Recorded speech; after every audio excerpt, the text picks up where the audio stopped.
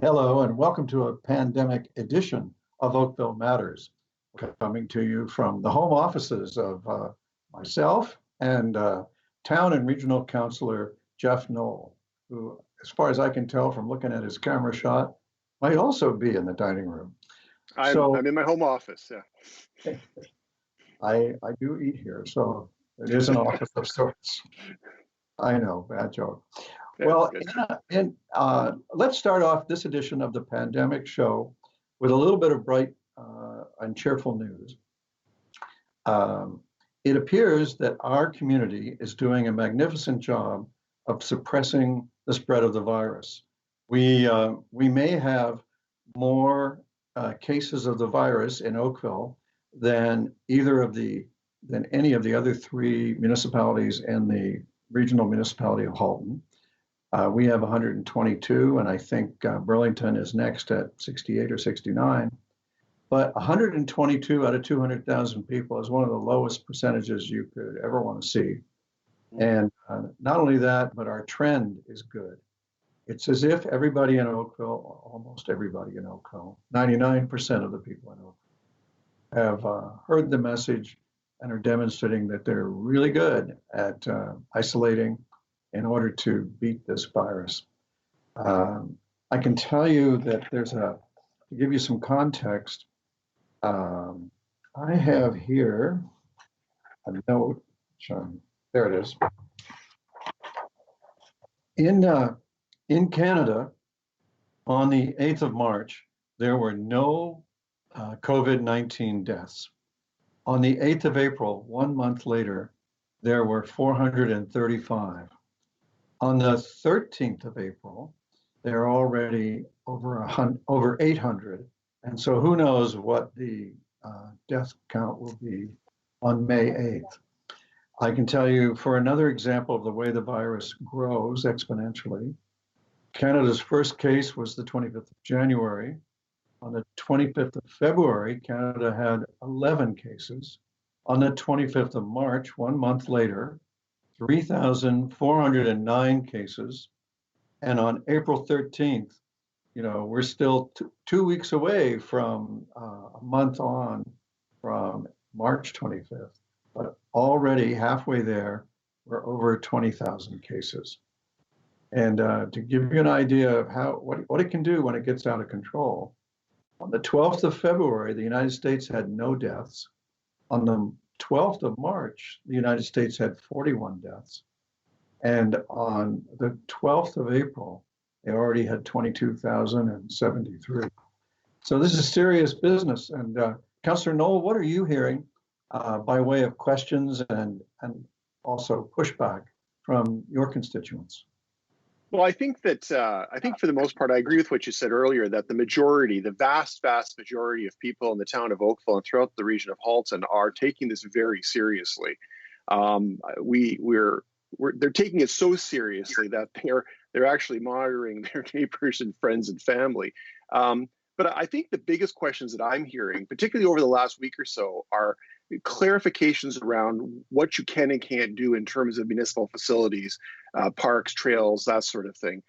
We know that there was a recent global report about a gentleman that got a ticket here in town, and that created a whole firestorm of questions around what you can and can't actually do.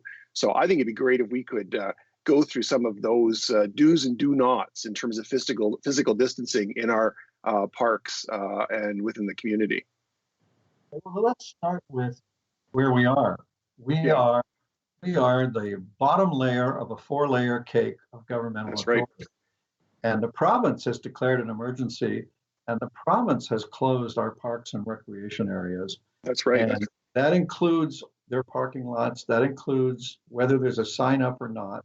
Yes. And you have to be pretending to live under a rock not to know what's going on here. Yeah. So, but I do believe that the messaging around, staying away from groups larger than 50, then that changed to staying away from groups larger than 5, and only being with people you live with, which is sort of the 3 steps of the evolution of that message from the province. Mm-hmm. that has created a little bit of a lag of understanding. And that's why our bylaw officers, who, by the way, have been deputized by the province to enforce the province's rules, let's understand here, Mhm. which is to say, to all you gentle viewers out there, Jeff and I and the rest of council can't actually tell them what to do. That's right. Just to clear that up, we are not the Yes. judge, and we just pay for it. So, or we all do. And so the most important message the province is putting out right now is it's starting to look like it's working. Everybody stay home. Don't go out unless you absolutely have to. My daughter and her husband are active people. They go running and walking constantly, but during this pandemic, they have stopped doing that. They only go out for groceries and they do aerobics in their tiny little apartment. So I'm just saying, you don't have to feel like you have to go to the park. And if you do, you'll be asked politely to leave. And if you don't leave, you may politely be handed a ticket for a lot of money. Yeah.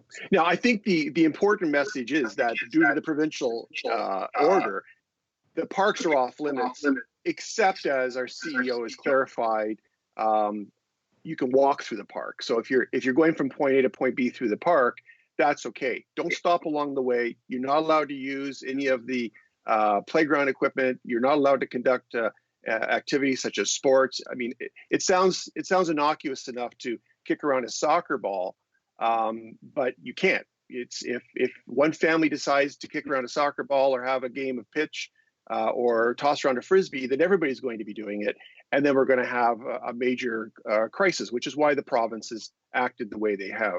So stay out of the park, stay home is the message. If you have to go out and you need exercise, then remember the physical distancing rules, 2 meters, and don't congregate in groups of more than 5, and certainly not outside of your own household. And those are the golden rules of this thing. If we're going to flatten the curve, we're going to have to make sure that we all understand this and follow this.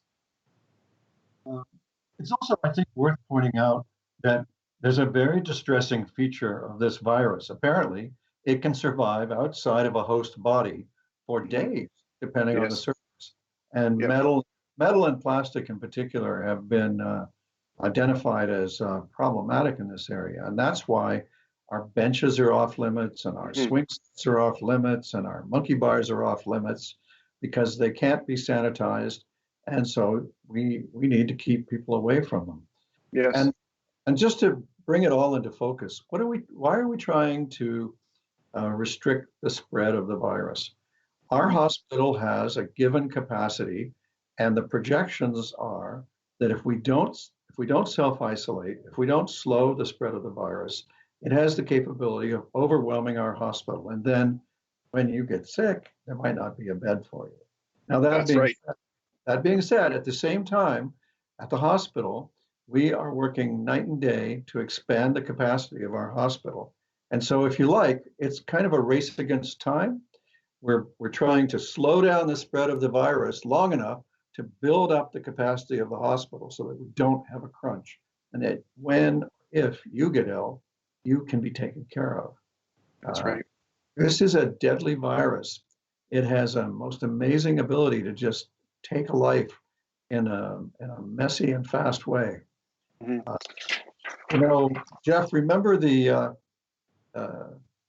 several weeks ago, the Prime Minister of Britain, no less, was a skeptic about the virus. Now that he's had it, he sings a different song, doesn't he? He's an evangelist on this issue now. It's quite shocking how a stay in ICU can do that to you. One of the other things that I keep hearing are, and this is sort of taking it in the opposite direction, those are the truths of the situation. Stay home, stay out of the parks, remain within your bubble. But we're also seeing a lot of misinformation that's going on out there. And I think that the message that I tell everybody, and I've seen you mention this in your social media and every time you talk, is get your information from factual sources from government organizations, from the province, from the federal government, from the town, or from the region. Don't assume that what you read on Facebook or Twitter or Instagram is correct. I mean, one of the things that's been circulating is this notion that if you enter a highway on-ramp, the OPP is going to stop and question you. Or the other one, of course, is that there's a curfew. There are some people that have this idea that there's a curfew, that you can't be out of your house after 10 p.m. And these, in fact, are false. These are rumors. And if you restrict yourself to collecting your information from legitimate information sources, then you are going to have all the information you need. And Mrs. Jones from down the street, who just heard from her cousin, who heard from her nephew that you can't do X, Y, or Z, is probably just not true. So it's best to get, and I tell everybody this, I think this is a very important thing to emphasize, get your information from real sources. All the links are right on the town's website and on the region's website. You don't have to go any farther than that. That's right. Kind of a ladder. Oakville.ca, Halton.ca, Ontario.ca, and Canada.ca. Yeah. You know, it couldn't get any simpler than that. You know, speaking of the rumors, you reminded me, we had a tip of a rumor last week. I'm almost afraid to tell it for fear that it'll get going again. Oh, dear. We were flooded with concern from residents that Walmart was closing its grocery store. Yeah, I heard that one too. And it was completely false. And just to give you an idea, what we do at Mayor Central, we call Walmart and you know, get the word from the horse's mouth. Yeah. And we learned that far from closing down, they were expanding their pickup service and inventing a service to get groceries to frontline workers in healthcare. So kudos to Walmart. And you know, I think there's a lot of anonymous social media accounts out there spreading stories. And I would say, if it's an anonymous Twitter, if it's an anonymous social media account, you should ditch it. Just delete it. Yeah. You know, it's probably some Russian operative in a basement somewhere trying to get you stirred up and confused. Apparently, that's what they like to do for entertainment. Well, there are some others that maybe closer to home that like to do that as well. So I think the message is clear. Social media is largely for entertainment, and your real news on something as important as the coronavirus should come from reputable and reliable sources. Getting the most important news that affects you today, which is absolutely COVID-19. You remember Oakville, Halton, Ontario, Canada.ca. It's as simple as that. The links are all right on the main pages, and you get up to date, the most accurate and timely information possible, and the information that you all need in order to conduct your day-to-day activities. Hey, Rob, one of the things that I think it'd be great if you would talk on this for a moment is the whole idea of enforcement of the provincial orders as well as our local bylaw.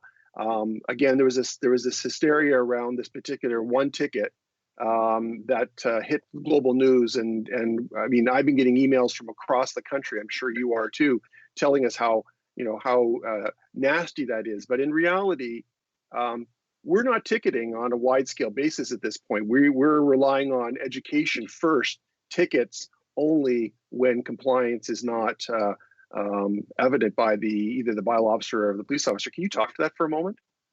Yeah. The weekend where this occurred, our bylaw officers responded to more than 300 complaints about people violating the orders. And our officers handed out 6 tickets for failure to obey the emergency order of the province. 6. That means that everybody else was very reasonable and accepted the order. There are people, I'm hearing from people, only a handful so far, but there are people in Oakville with real names and real addresses who are messaging me that this is a hoax and it's not real, and that their civil liberties shouldn't be infringed on, and so on. And that's why when we started this broadcast, I led off with those numbers that speak to how quickly it can grow if you're not being good about suppressing the virus. So if you feel like your civil liberties are being suppressed, try to console yourself with the realization that the suppression that's really going on is the suppression of the virus. And the result will be that if you catch the virus, there'll be an intensive care bed for you, like there was miraculously for the Prime Minister of England. Yeah, absolutely. I say miraculously because they're a little short on ICU beds in Britain. If anybody wants to truly understand how devastating this virus can be, pick up a copy, or I guess go online and read a recent edition of the Oakville Beaver. There's a story about Nadia Alma, Dr. Nadia Alma, who is an anesthesiologist at Georgetown Hospital, and also works from time to time at OTMH as well. And she talks about basically, holding the hand and watching people die from this disease. And it's a gut-wrenching, very hard to read article, but it really paints a local perspective of how serious, how deadly serious this is, and why these measures are necessary. I might mention, Rob, you made this connection. Dr. Alma is actually, not only is she an amazing hero doing yeoman work at our healthcare facilities, she's also the doctor that spearheads the PPE collection that you connected me with, that where we're collecting and distributing materials from my business. So she's a pure wonder. Yes, Dr. Allen is really grateful to you for throwing open a room to her at Film Dossier. I guess it's as good a use as of a theater as you could make in present circumstances. I know better uses for a theater, but we will go with this one for now. Well, we all do hope that we'll be back to being able to enjoy movies again. Yeah. But what she pointed out, what Dr. Allen pointed out, is that there is a shortage of personal protective equipment for family doctors in their offices and their private clinics. And those places are still trying to treat patients. And so they needed masks and gloves and gowns. Yeah. And it was terrific of you to give them a depot. And it's really good the way there's a driveway that goes right by the theater door, so that it's like a PPE drive-through. It is. Where everybody manages to keep their distance. Right. So right. It couldn't have been more perfect. And an interesting note yesterday, I was at the theater doing my shift collecting the PPE as people drop it off. And the first, I don't want to get the name wrong, the robotics group, First Robotics, is that it? That the high school robotics group? They dropped off 81 face protective shields that the young folks in this robotics group actually manufactured using 3D printers. And apparently there's a couple hundred more coming. So those are going to be in circulation amongst medical professionals within the next few days. It's absolutely amazing how people are stepping up and really pitching in on this thing. That is outstanding. And we have actually quite a few robotics groups for kids around town. Now I know what they're doing to pass the time. So what else are we most often hearing from people that we need to speak to? Can people meet at empty parks, schools, fields, churches, or other open space with friends they don't live with, as long as everybody keeps a safe physical distance from each other? Well, the answer is no. No. The schools, the parks, and the recreation areas and the churches, no, not the churches, are closed by provincial order.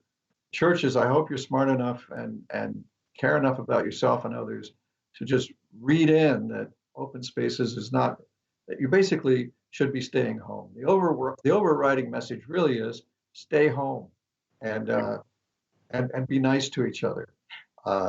If you can play Scrabble with each other without getting into cutthroat mode, try that. If Scrabble's too competitive, pick a gentler game, because you still want to be able to like each other after. Absolutely. Well, there's another question that we get. It's sort of it's the question that people want to know what they can do. And so the question goes, can people who reside in the same residence go for walks, runs, or bike rides in the neighborhood or on public trails? And the answer is yes.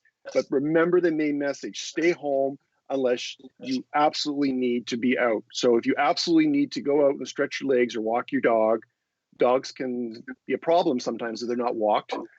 But stay home unless absolutely necessary. And if you are walking through the parks, get out of them as quickly as you can. Don't dwell. Don't use the equipment. There's no sports, no games playing in the parks. Reserve that for the Scrabble board at home or Monopoly. That's my favorite game. Your dog must stay on a leash. One of the tickets on the weekend was for letting a dog off a leash, which is now a no-no. Yep. People who don't choose to have your dog jump on them and share who knows what virus particles might be clinging to the coat are entitled to be safe from that. And when you're out walking on our sidewalks, it's a fact that our sidewalks are not 6 feet wide, and you don't always have enough room anyway on our sidewalks to pass 6 feet between you. And so where we have constricted sidewalk space, I think it's best if you walk in the direction of traffic. And that way, as long as you're not overtaking and passing other walkers, you won't have that problem of running into, getting too close to people. And if you see somebody coming through a constricted space, wait until they get through, and that's another way you can protect yourself. I'd like to be angry dad for 1 second, and and say to the people who are watching, throw your gloves and your masks in the garbage yourself. Stop dropping them in parking lots and on sidewalks and anywhere that you choose to drop them. Now, I know the vast majority of people are respectful and responsible, but it is disgusting to dispose of personal protective equipment wherever you want. I walk, when I do my bi-weekly shopping, I see it in the grocery store parking lots, pick the stuff up. I raised this at council a couple of days ago, and you immediately amended our bylaw. Thank you so much for doing that, because I think we really have to send the message. That is unbelievable. That's not only is it gross, but it's basically just passing on the potential of infecting somebody else. That's my angry dad rant for the moment, and I hope everybody will heed that. Well, you've got 5 kids. You qualify as a dad. They're all adults now, so I have to inflict it on somebody. Well, with 5 kids, there's a chance you could have got angry once or twice. So there you go. A couple times. People also want to know if there's any changes to waste collection, and yes and no is the answer. The blue box and the green card and the garbage at the curb is continuing. The metal and appliances are collected by appointment only. There's a form online at Dossier to arrange that. And we're supposed to call this the Halton Waste Management Site, but you may know it as the dump.